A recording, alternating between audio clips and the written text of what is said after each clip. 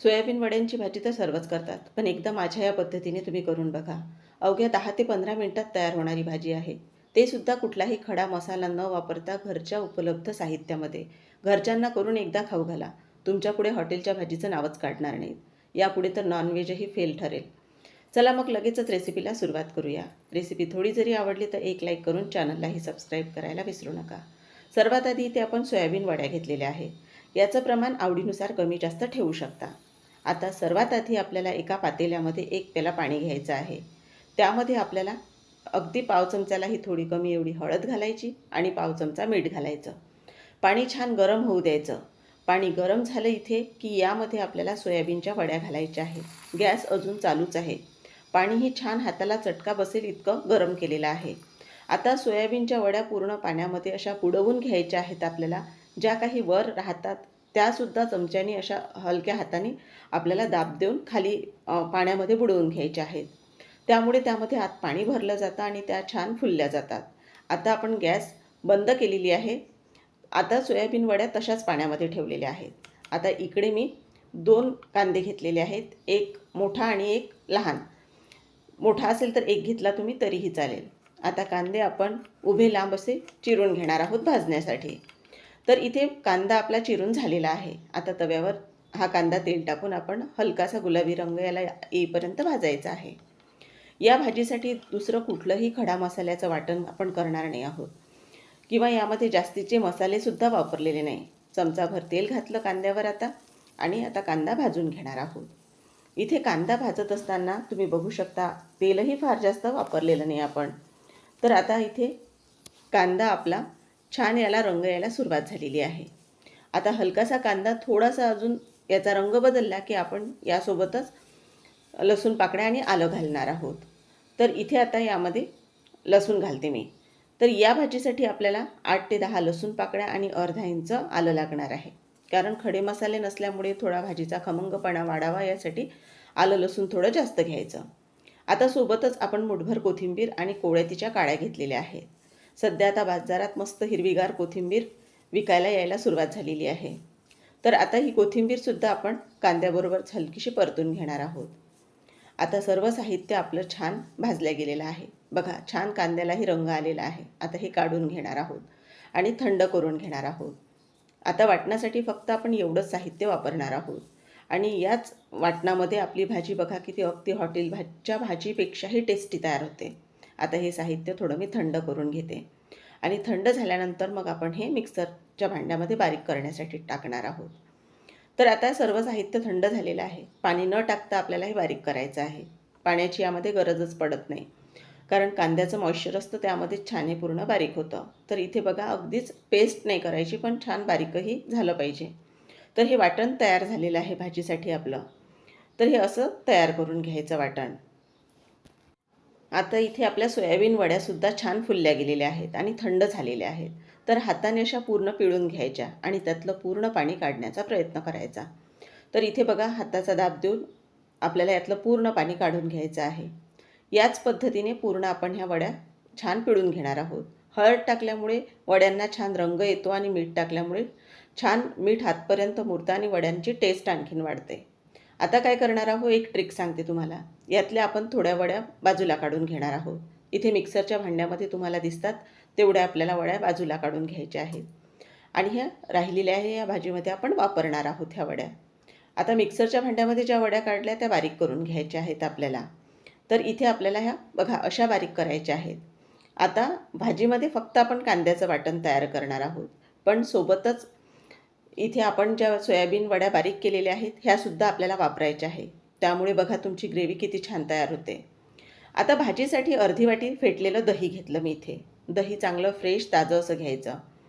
तर आता इथे आपण याच दह्यामध्ये काही कोरडे मसाले घालूया. तर पाव चमचा गरम मसाला घालायचा आहे. त्याचबरोबर आपल्याला यामध्ये धना पावडर घालायची आहे अर्धा चमचा आणि आता हळद घालून घ्यायची आहे. इथे आपल्याला चमचाभर जाडसर कुटलेलं जिरंसुद्धा घालायचं आहे. आता हे सर्व साहित्य घातल्यानंतर कोथिंबीर घालूया बारीक चिरलेली. भरपूर अशी कोथिंबीर घालून घेतली आणि आता आपल्याला दह्यामध्ये घातलेलं सर्व साहित्य एकत्र करून घ्यायचं आहे. इथे मीठ आपण वापरलेलं नाही, ते पुढे आपण भाजीमध्ये वापरणार आहोत. तर आता इथे दह्याचं एक मॅरिनेशन आपण तयार करून घेतलेलं आहे. आता आपल्याला यामध्ये सोयाबीन वड्या घालून घ्यायच्या आहेत. आता दह्यामध्ये छान एकत्र करून हे आपल्याला बाजूला ठेवायचे आहे. म्हणजे दह्याचा हलकासा आंबटपणा, मसाल्यांचे फ्लेवर सोयाबीन वड्यांमध्ये आतपर्यंत मुरले जातात. तर आता इथे पूर्ण आपण दही वड्या एकत्र करून घेतलेला आहे. तर बघा हे असं आपलं तयार झालेलं आहे सर्व साहित्य. आता दुसरीकडे आपण भाजीच्या फोडणीची तयारी करणार आहोत. तोवर हे असंच ठेवायचं. आता भाजीसाठी कढईमध्ये तेल टाकते. आता थोडं तेल जास्त टाकलेलं आहे. आता हॉटेलसारखी भाजी खायची असली तर कधीतरी थोडंफार तेल जास्त वापरलं तर काही हरकत नाही. आता आपण तेल गरम झाल्यानंतर तयार केलेलं कांदा, लसूण, आलं जे वाटण केलेलं आहे आपण तयार ते घातलेलं आहे. वाटण छान तेल सुटेपर्यंत परतून घ्यायचं आहे. आता एकदा हे वाटण हलकंसं तेलामध्ये एकत्र करून घेतलं आणि आता आपल्याला लाल तिखट घालायचं म्हणजे भाजीला रंग छान येतो. तर इथे सुरुवातीला न घालता मी तेलाचं टेम्परेचर कमी करून घेतलं थोडं. त्यामुळे लाल तिखटाचा रंग बदलत नाही. आता इथे 2 चमचे लाल तिखट घातलेलं आहे. तुम्ही चवीनुसार घालू शकता. मला थोडी झणझणीत अशी ही भाजी करायची आहे त्यामुळे 2 चमचे घातलं लाल तिखट. आता लाल तिखट, कांदा लसूणचं पूर्ण जे वाटण केलेलं आहे ते छान एकत्र करून घ्यायचं आणि आता आपल्याला यावर झाकण ठेवायचं आहे आणि 3 ते 4 मिनिटाची वाफ काढून घ्यायची आहे. म्हणजे सर्व साहित्य छान असं शिजलं जातं. तर इथे आता 4 मिनिटानंतर झाकण काढून घेतलेलं आहे आणि वाटणावर तेल बघा यायला सुरुवात झालेली आहे. पण अजूनही यामध्ये आपल्याला काही साहित्य घालायचे आहेत. तर आता इथे बघू शकता तुम्ही छान वाटण आपलं परतून झालेलं आहे. पण आता भाजीला छान असं क्रीमी टेक्स्चर यायसाठी आणि आपल्याला भाजी अगदी हॉटेलसारखी लागावी यासाठी इथे दुधावरची ताजी मलाई घेतलेली आहे मी. नाश्त्याचा 1 चमचा भरून. तुम्ही फ्रेश क्रीमही वापरू शकता, पण आता घरगुती साहित्यामध्येच ही भाजी आपण तयार करत आहोत त्यासाठी दुधावरची ताजी मलाईच मी घेतलेली आहे. यामुळे भाजी छान क्रीमी लागते खाताना. आता मलाई पूर्ण वाटणामध्ये एकत्र करून घेतलेली आहे. आता पूर्ण साहित्य परतून झाल्यानंतर यामध्ये पाव चमचा कसुरी मेथी घालायची. ती छान एकत्र करून घ्यायची आणि नंतर आता बारीक चिरून घेतलेली परत कोथिंबीर घालणार आहोत. या भाजीमध्ये कोथिंबीरीचा थोडा जास्तच वापर केलेला आहे. आता सर्व साहित्य परत एकत्र करायचं आहे आपल्याला आणि परत 2 मिनिटासाठी झाकण ठेवायचं आहे. आता इथे आपण जी दुधामध्ये ताजी मलाई घातलेली आहे त्यामधील छान तूप सेपरेट होतं आणि भाजीची चव अजूनही टेस्टी लागते. तर आता इथे आपण झाकण काढून घेतल्यानंतर तुम्ही बघू शकता वाटणातील तेल सेपरेट झालेलं आहे आणि वाटणाचा रंगसुद्धा बदललेला आहे. भाजीसाठी असंच छान खमंग वाटण परतून घ्यायचं. आता आपण यामध्ये हिरवी मिरची घालणार आहोत. हे ऑप्शनल आहे हिरवी मिरची. तुम्ही नाही घातली तरीही चालेल. पण छान वाटणाचे पूर्ण जे मसाले आहेत त्याचा फ्लेवर मिरचीमध्ये उतरतो आणि खाताना छान टेस्टी लागते. आता आपण ज्या सोयाबीन वड्या मिक्सरला फिरवून घेतलेल्या आहेत त्या आपल्याला घालायच्या आहेत इथे. कुठलंही जास्तीचं वाटणामध्ये साहित्य वापरलेलं नाही किंवा भाजीला दाटसरपणा येण्यासाठी सुद्धा जास्तीचं काही इथे घातलेलं नाही. आता आपण जी ही ट्रिक इथे वापरलेली आहे त्यामुळे तुमची ग्रेव्ही बघा किती छान तयार होते आणि भाजीची चव काय तुम्हाला बदल वाटला यामध्ये ते सुद्धा मला कमेंट करून सांगा. आता यामध्ये आपण ज्या सोयाबीन वड्या दह्यामध्ये मुरण्यासाठी ठेवलेल्या होत्या त्या घालायच्या आहेत. सर्व इथे सोयाबीन वड्या मी मसाल्यामध्ये घालून घेतलेल्या आहेत. सोबत चवीनुसार मीठ घालायचं आहे आपल्याला आणि आता सर्व साहित्य परत एकदा छान एकत्र करून घ्यायचं आहे. आता पाणी इथे आपण नंतर घालणार आहोत. सुरुवातीला सोयाबीन वड्या छान या वाटणामध्ये आपल्याला अशा एकत्र करून घ्यायच्या आहेत. आता पूर्ण सर्व छान एकत्र करून झाल्यानंतर यामध्ये गरजेनुसार आपल्याला पाणी घालायचं आहे. पण पाणी आपल्याला गरमच घालायचं आहे. तर इथे मी आधी पाणी गरम करून घेतलेलं होतं.